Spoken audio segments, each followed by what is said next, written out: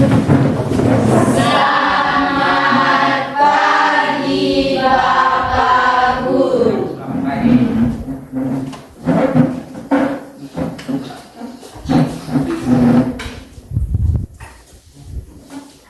Teman-teman semuanya, mari kita menyanyi lagu Selamat Tuhan 1, 2, 3.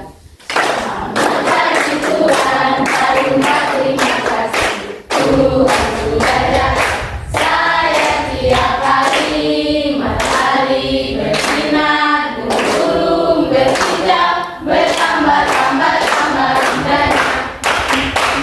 Teman-teman semua, serta Bapak Guru, sebelum kita mulai aktivitas kita di pagi hari ini, mari kita berdoa. Terima kasih Bapak, terima kasih Tuhan Yesus, terima kasih untuk Tuhan Manis. Saat pagi hari ini kami akan mulai aktivitas kami.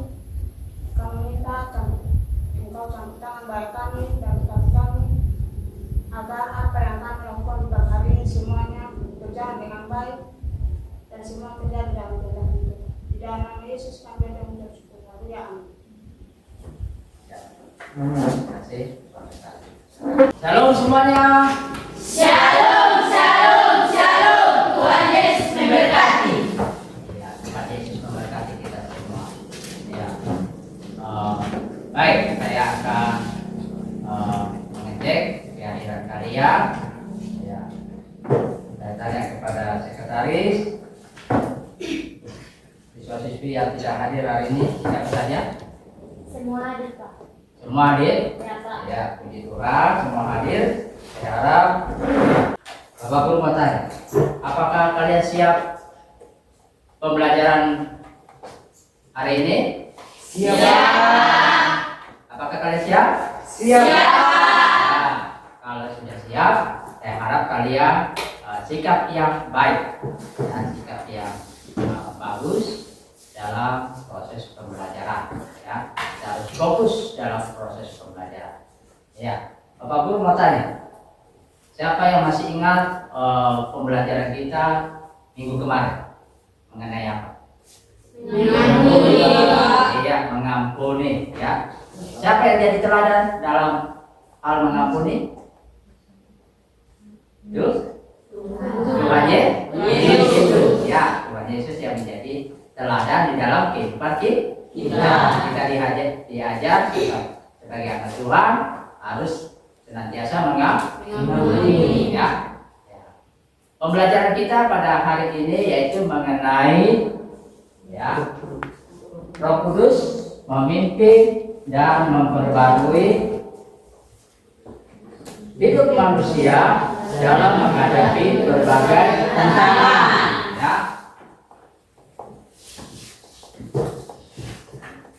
Dalam pembacaan kitab Yohanes pasal 14 ayat 26, kemudian kisah Rasul pasal 1 ayat 8. Mari kita akan baca secara bersama-sama dengan tertib. Ya, kita baca hitungan ketiga mulai 2, 3. Tetapi bagimu yaitu Roh Kudus yang akan diutus oleh Bapa dalam namaku, Dia yang akan mengajarkan segala sesuatu kepadamu dan akan mengingatkan kamu dan semua yang telah kukatakan kepadamu. Kisah Rasul pasal 1 ayat 8. Tetapi kamu akan menerima kuasa kalau Roh Kudus turun di atas kamu, dan kamu akan menjadi saksiku di Yerusalem dan di seluruh Yudea dan Samaria dan sampai ke ujung bumi. Ya, sekarang kita lihat tujuan pembelajaran. Tujuan pembelajaran apa yang kita dapatkan dalam pembelajaran hari ini, ya, sehingga bisa mencapai apa yang kita inginkan, ya, apa yang menjadi kebutuhan kita, ya. Kita lihat, ya, tujuan pembelajaran yaitu menganalisis makna hidup baru dan peran Roh Kudus memimpin dan memperbarui hidup manusia dalam berbagai tantangan. Ya, ini yang merupakan tujuan dari pembelajaran. Ya, Bapak Guru mau tanya, Siapa di antara kalian yang tahu mengenai Roh Kudus? Ya, silakan. Ada yang ya silakan. Roh Kudus adalah roh yang bersemayam di dalam setiap orang beriman. Ya, Roh Kudus adalah roh yang bersemayam di dalam hidup orang beriman. Kemudian, siapa yang pernah lihat proses kupu-kupu menjadi ular? Sebelum jadi kupu-kupu dia jadi apa dulu? Telur. Iya, telur. Terus apa lagi? Apa lagi?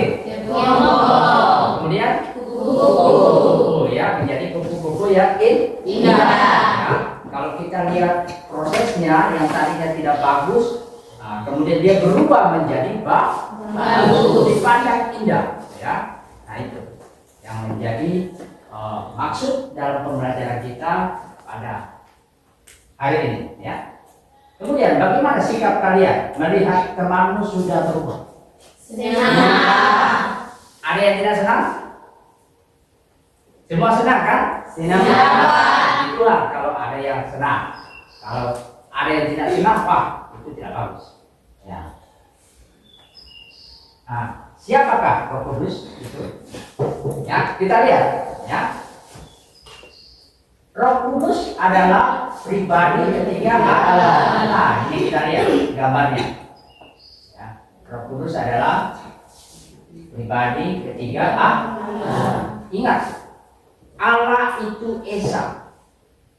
Esa itu apa? Satu. Ya. Jadi Allah itu satu. Ya. Jadi Roh Kudus adalah pribadi Allah. Ya. Dia mempunyai peran. Nah, nanti kita lihat peran apa saja yang ada di dalam pribadi Roh Kudus. Ya. Nah, kemudian kita lihat. Ya. Roh Kudus dalam Perjanjian Lama kita lihat dalam karya penciptaan. Ya. Di situ dibilang Roh Allah melayanglah. Roh Allah melayang. Nah ini Roh Allah. Ya. Nah, berarti Roh Kudus itu sudah ada dalam Perjanjian Lama. Kemudian dalam Perjanjian Baru, perhatikan gambar berikutnya. Roh Kudus dalam Perjanjian Baru, ya, dibilang seperti burung merpati. Ini dalam cerita apa ini? Masih ingatkan? Cerita mengenai apa? Tuhan Yesus maka turunlah Roh Kudus. Ya. Bibit Alkitab mengatakan Roh Kudus turun seperti merpati. Ya. Ya. Kemudian dalam pemahaman orang beriman, tadi sudah ada yang kasih komentar, ya. Roh Kudus, ya, roh yang bersemayam di dalam hati orang beriman. Ya. Roh yang bersemayam di dalam hati orang beriman. Nah, di dalam hidup ini pembaruan bisa terjadi apabila seorang mau membuka hati kepada Tuhan. Ya, kita lihat gambar ini. Orang yang mau membuka hati kepada Tuhan, ya, dengan sungguh-sungguh, maka Roh Kudus akan menjamah orang itu dan orang itu akan mengalami satu pembaruan. Secara otomatis dia akan mengalami satu pembaruan. Ya, yang tadinya tidak bagus menjadi bagus. Itu yang indah. Ini mengalami pembaruan. Ya, dia harus dengan segenap hati, dengan sungguh-sungguh, ya, menyerahkan hidupnya kepada Tuhan.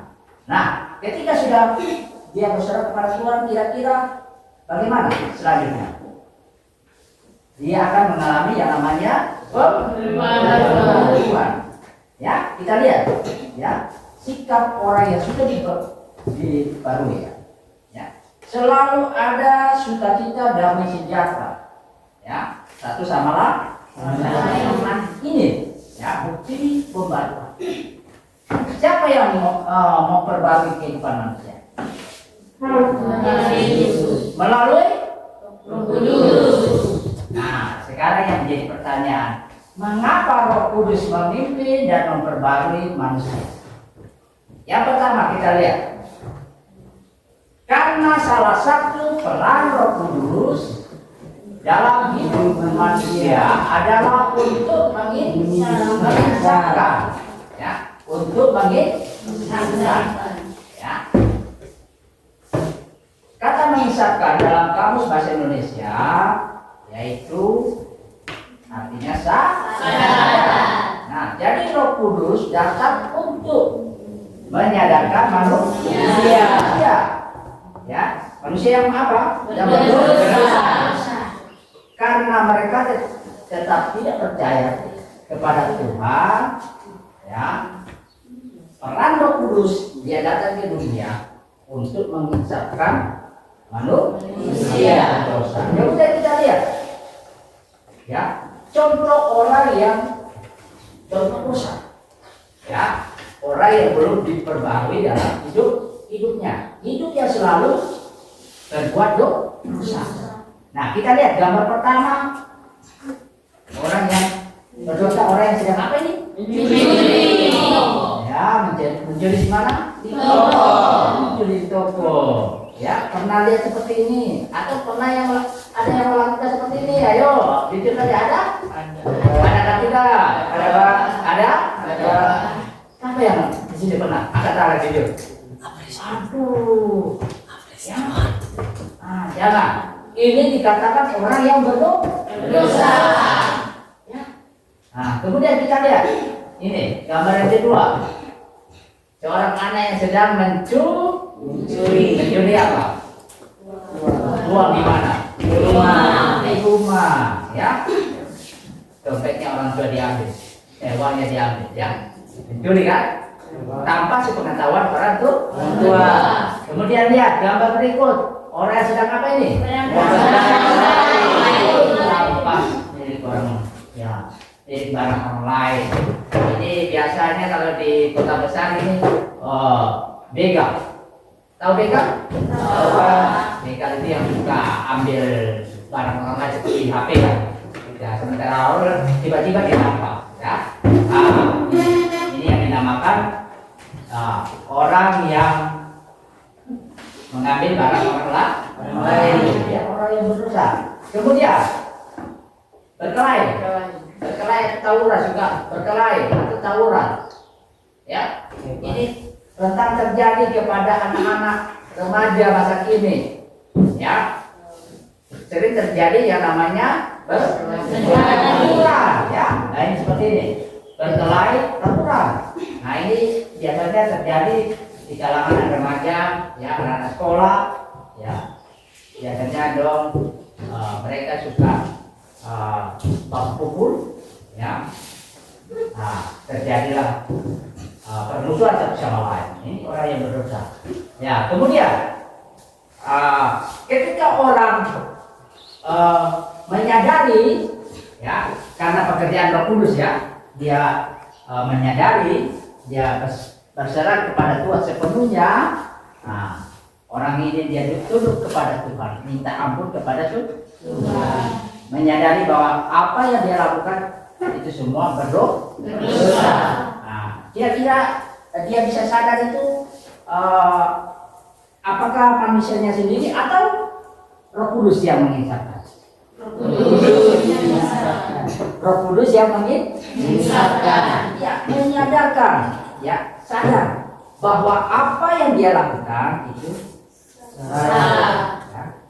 Nah, seperti orang yang tadinya berkelahi, ya, orang yang tadinya berkelahi, nah, ketika dia sadar, menyadari semuanya itu, maka yang terjadi adalah perdamaian, ya, adanya perdamaian. Ya, pernah mengalami perdamaian satu sama lain. Sebelumnya ada berkelahi, baku senang, ada seperti ini langsung dia mengalami perdamaian, berteman kembali, seperti tidak ada apa-apa. Ada? Pernah seperti itu? Kenapa? Ya, kami minggu kemarin kan sudah diajarkan mengenai mengampuni, ya. Roh Kudus kasih ajar lagi, ya. Roh Kudus kasih insan lagi bahwa kalau ketika kata melakukan seperti itu sebab berkelahi, masuk kumpul. Kata saya, itulah peran Roh Kudus di dalam kehidupan kita. Nah, kemudian yang kedua, ya, Roh Kudus berperan sebagai penolong dalam kelemahan manusia. Ya. Dia sebagai penolong. Ya. Apa saja yang menjadi kelemahan keterbatasan manusia? Yang pertama, ya, dari segi fisik, ya, dari segi fisik, tapi karena dia tidak melihat kelemahannya, ya, dia bisa selesai kuliah, ya, bahkan dia menjadi orang yang pintar dibandingkan yang tubuhnya sempurna, ya. Ini Bapak Guru pernah dapati seperti ini, ya, dibandingkan yang belum wisuda lagi, tunggu tahun berikut. Nah, ini satu kali kuliah langsung selesai. Saya ulang lagi, ya. Kemudian orang yang tadinya tidak tahu berdoa, ya, Roh Kudus yang menolong sehingga dia bisa berdoa. Ya. Dia bisa berdoa kepada Bapa di surga ini karena Roh Kudus, ya. Roh Kudus yang menolong dalam kehidupan orang percaya. Yang tadinya dia bisa bernyanyi, ya, suara bagus, ya. Kalau dia berserah, ya, dia bisa percaya dan dia bisa bernyanyi, ya.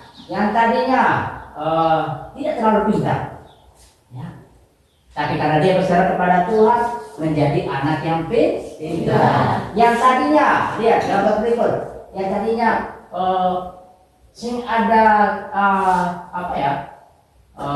sing ada uang, ya, atau finansial, ya, yang sesuai dengan kebutuhannya, ya, tetapi karena dia berserah kepada Tuhan, apa yang menjadi impiannya, Roh Kudus tolong, ya. Nah, dari semuanya itu Roh Kuduslah yang menolong orang percaya kepada Tuhan. Ya. Jadi ini Roh Kudus yang menolong di dalam kehidupan orang percaya. Nah, yang berikut yang ketiga, Roh Kudus menuntun kita di dalam kebenaran. Ya, Roh Kudus menuntun kita di dalam kebenaran. Ya. Ya. Kalau orang percaya, misalnya, ya, dia pergi satu tempat kemudian dia tergoda, ya, kemudian ada bisikan dari hati nurani kita. Simbol begini, ada tertulis begini. Misalnya, dia ada teman, mari kita ambil 2 mangganya tetangga misalnya.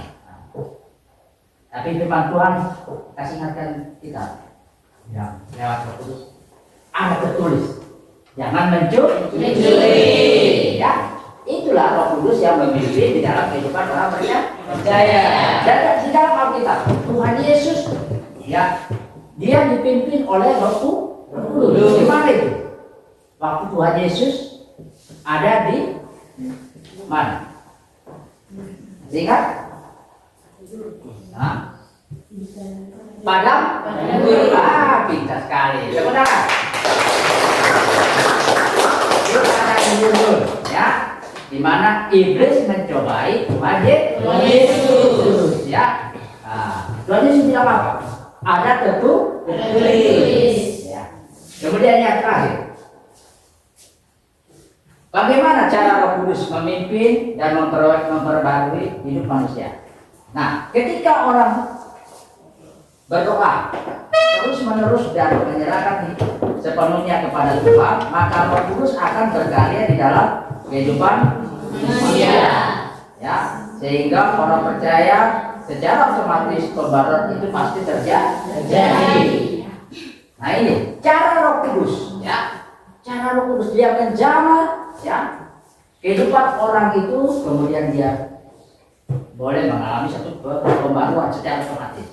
Ya, yang tadinya saya bisa berdoa jadi bisa berdoa. Yang tadinya pemalas pergi gereja jadi rajin gereja. Yang tadinya rajin pemalas pergi sekolah minggu, ketika Roh Kudus jamah barui Ya, dia rajin pergi sekolah minggu. Tidak pergi ibadah satu kali, ada tidak pergi sekolah minggu, dia merasa bersalah.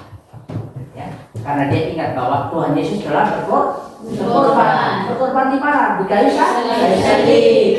Ya, jadi ini cara Roh Kudus ya dapat memperbarui hidup manusia. Nah, kita akan lihat ya cara Roh Kudus menginsapkan seorang pelayan Tuhan yang luar biasa dipakai oleh Tuhan yang namanya Rasul Paulus. Mari kita lihat video ini ya.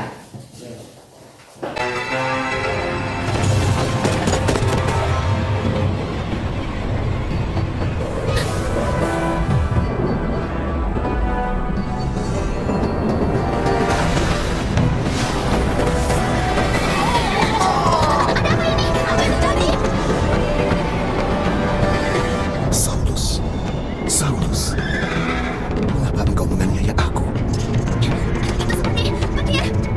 Kamu hanya menyakiti diri sendiri dengan melawanku. Siapakah engkau? Akulah Yesus yang kau aniaya itu. Tapi bangun dan berdirilah. Aku menampakkan diri kepadamu untuk menetapkan engkau sebagai pelayan dan saksi tentang segala sesuatu yang telah kau lihat dan yang akan kuperlihatkan kepadamu. Aku akan mengasingkan engkau dari bangsa ini dan dari bangsa-bangsa lain. Aku mengutus engkau kepada mereka untuk membuka mata mereka supaya berbalik dari kegelapan kepada terang dan dari kuasa iblis kepada Allah, supaya oleh iman mereka kepadaku memperoleh pengampunan dosa dan mendapat bagian untuk orang-orang yang dikuduskan.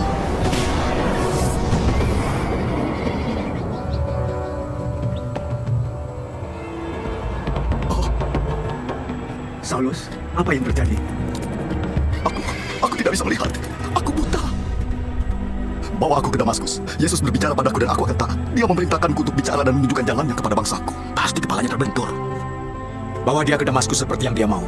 Saya akan kembali ke Yerusalem. Imam besar pasti akan kecewa.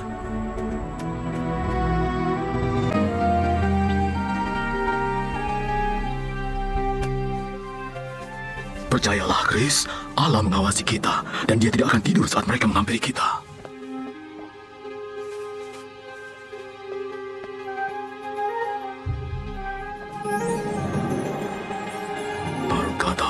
Elohim Meleka Ananias, saya di sini, Tuhan. Mari, pergilah ke jalan yang bernama Lurus dan carilah di rumah Yudas seseorang yang bernama Saulus. Ia berdoa dan dalam penglihatan ia melihat bahwa seorang bernama Ananias masuk dan menumpangkan tangan ke atasnya supaya ia melihat lagi. Tuhan, dia telah melakukan banyak kejahatan terhadap orang-orang kudus-Mu di Yerusalem. Pergilah, dia kupilih untuk membawa namaku ke seluruh dunia.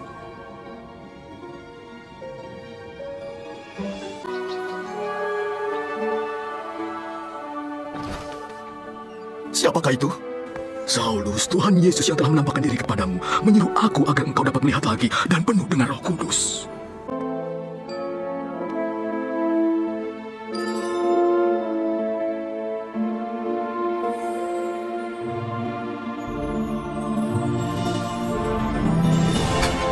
Tuhan telah memberitahu kau akan melakukan hal ini.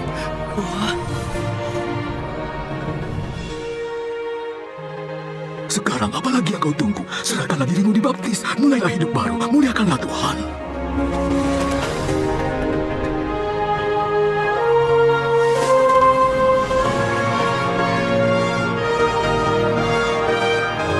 Hatiku telah berubah.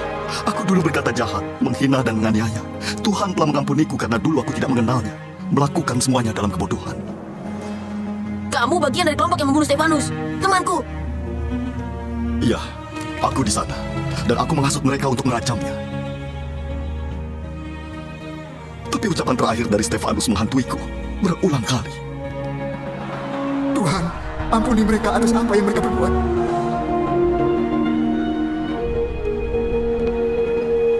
Sekarang aku minta pengampunan dari semua yang telah aku aniaya.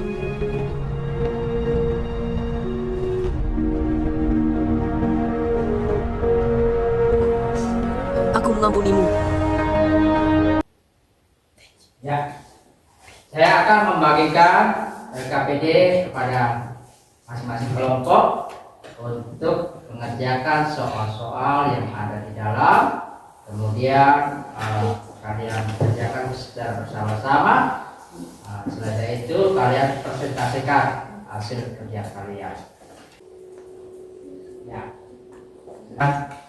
Video pembelajaran tadi sudah ditayangkan satu yang sudah kalian tonton tadi bersama-sama. Waktunya sudah habis. Nah, saya minta salah satu orang akan membacakan hasil kerja. Silakan.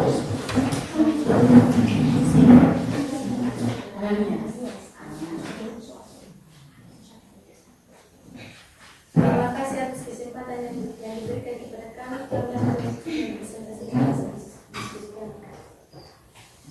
Jawablah dan jelaskan menurut kelompok, apakah Roh Kudus bisa undur dari kehidupan orang percaya? Ya, undur. Siapakah Roh Kudus?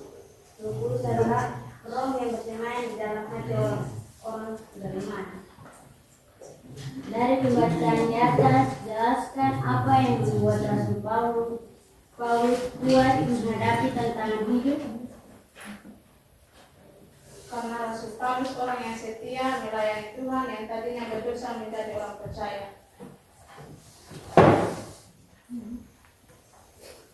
Jelaskan mengapa Roh Kudus membarui kehidupan manusia. Ceritakan apa yang kelompok dapatkan dalam hidup mengenai Rasul Paulus. Roh Kudus berperan sebagai penolong dalam kelemahan manusia. Contohnya yang tadinya tidak bisa berdoa tetapi Roh Kudus menolong sehingga bisa berdoa. Terima kasih. Ya, berikan tepuk tangan dulu. Ya, saya kerjakan kelompok terakhir. Kelompok 4. Nah.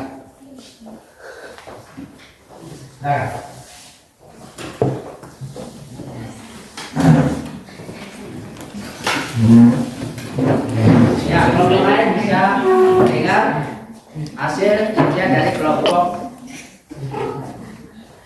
4. Kelompok terakhir. Silakan. Terima kasih atas kesempatan yang diberikan kepada kami kelompok 4. Kami akan presentasikan hasil kelompok kami.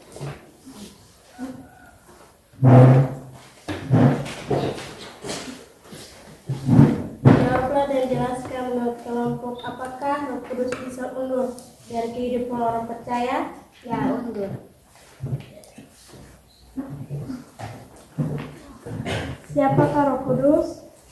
Roh yang bersemayam dalam diri orang beriman. Dari pembacaan di atas, jelaskan apa yang membuat Rasul Paulus kuat menghadapi tantangan hidup. Karena Rasul Paulus menjadi pengikut Kristus yang setia, di mana tadinya tidak percaya menjadi percaya kepada Tuhan. Terima kasih. Ya, berikan tepuk tangan bagi kelompok 4. Ya. Ya, saya sudah mendengar hasil kerja berkelompok. Ya, hasil kerja kalian semua bagus. Ya, saya harap selalu dipertahankan kerjasama di antara kelompok ya. Ya, puji Tuhan. Pembelajaran kita hari ini mengenai Roh Kudus memimpin dan memperbarui hidup manusia dalam berbagai tantangan. Ya. Lalu mengapa Roh Kudus memimpin dan memperbarui hidup manusia?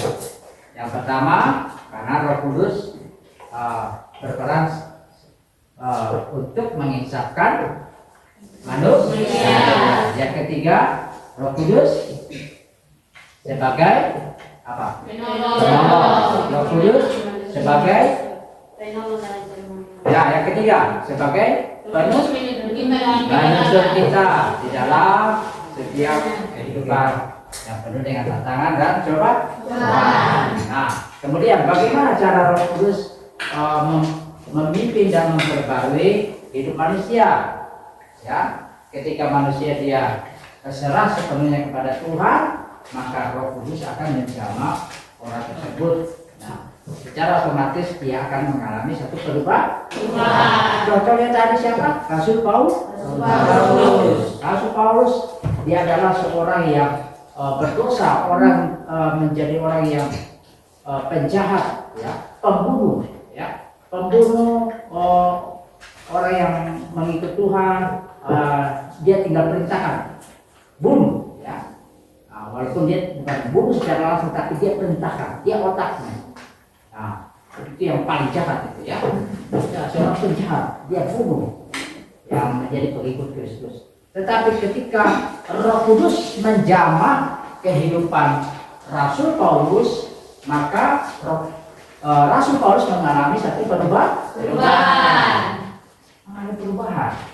Jadi ini contoh salah satunya di dalam kehidupan kita sebagai remaja Kristen, ya. Roh Kudus akan memperbarui kita asal kita mau sungguh-sungguh datang kepada Tuhan, ya.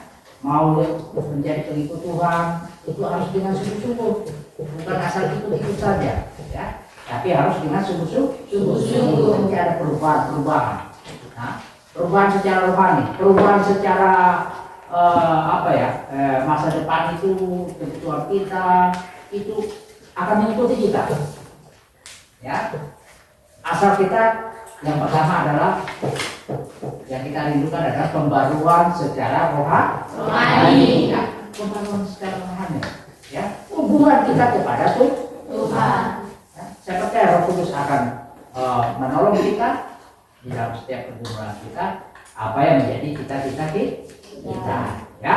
Minggu depan kita akan belajar mengenai manusia dan nilai-nilai Kristiani.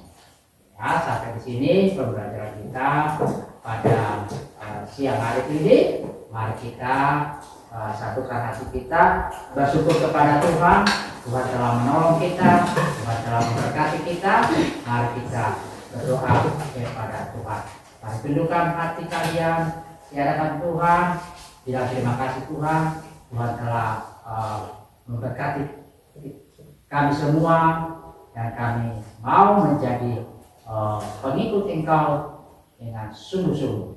Saya percaya kami akan mengalami satu perubahan di dalam kehidupan kami. Mari kita berdoa. Tuhan Yesus, terima kasih Tuhan Yesus. Engkau sungguh baik, amat baik di dalam kehidupan kami Tuhan, di mana Tuhan telah memberkati kami lewat pembelajaran pada saat ini Tuhan Yesus, di mana mengingatkan bahwa Roh Kuduslah yang memimpin, yang memperbarui hidup manusia. Nah, ketika manusia dia percaya sepenuhnya kepada Tuhan, Tuhan senantiasa menjamah setiap kehidupan manusia tersebut, dan manusia tersebut dia mengalami suatu perubahan sehingga dia mengalami suatu kepercayaan kepada Tuhan. Dia mengalami suatu perubahan secara rohani, bahkan perubahan yang lain Tuhan. Ini semua karena pekerjaan Roh Kudus di dalam kehidupan kami. Terima kasih Tuhan. Kami serahkan semuanya kita kuasa Tuhan buat para siswa-siswi, kiranya Tuhan memberkati apa yang menjadi pergumulan mereka, apa yang menjadi cita-cita mereka Tuhan Yesus. Terima kasih Tuhan Yesus. Kami sudah berdoa bersyukur. Dalam nama Tuhan Yesus kami akhiri pembelajaran kami saat ini. Haleluya. Amin. Shalom. Shalom.